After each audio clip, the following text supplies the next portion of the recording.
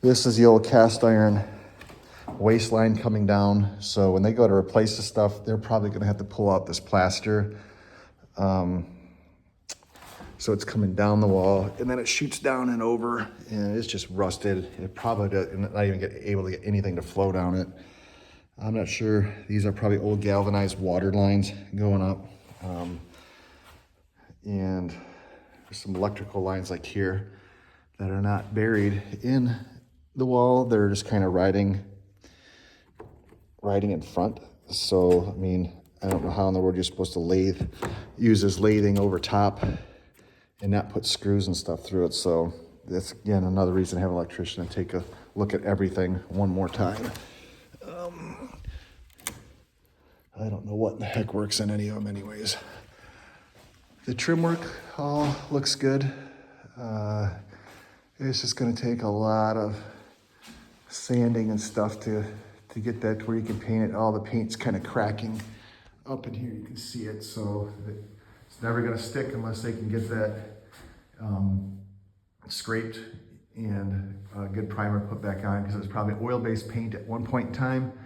Somebody probably put a latex over top of it and it will go on at first, but that's what happens. It will end up peeling, flaking, and not sticking over time. Water damage here in this corner is probably coming from that corner of the solarium where water was pulling up on top and leaves and debris were packing up, and I'll show you that when I get out to the outside. I think the windows here are still fine. This door was the one that probably needed a little work. It was a little snugger for me to get open and closed. I was able to get it, but I really had to torque on the handle and stuff. There's probably just some swelling in the wood, just from the lack of heat and stuff, but it just needs to be tuned up, probably oiled. Might have to sand a few of the, little bit of the top to get things not to stick. Again, the radiators I would just leave in for ornamental purposes. Again, it's just a lot of plaster work and scraping and painting in this room. Trim all looks good. This half bath, I think was a mistake that they did, and I will show you why when we get into the basement. I understand why they wanted to put one, but I have a feeling they made a bad choice on something, and I'll address that when I get downstairs. This is I'm assuming like a great room. The flooring and everything all seems to be really good shape. That can be sanded back down, stained, or fresh oil on top or something. The paneling in here all seems to be in good shape. A few loose panels that probably just need to be re-nailed to the plaster.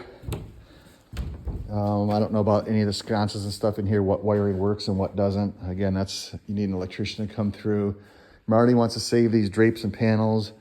I'm not a huge fan of it, but that's your decision to make on that.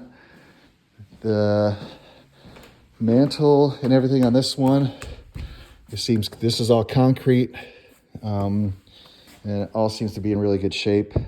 I don't know about any of the chimneys. You probably want a chimney sweep to come through every one of them and check the liners and everything, just to make sure that they're all safe.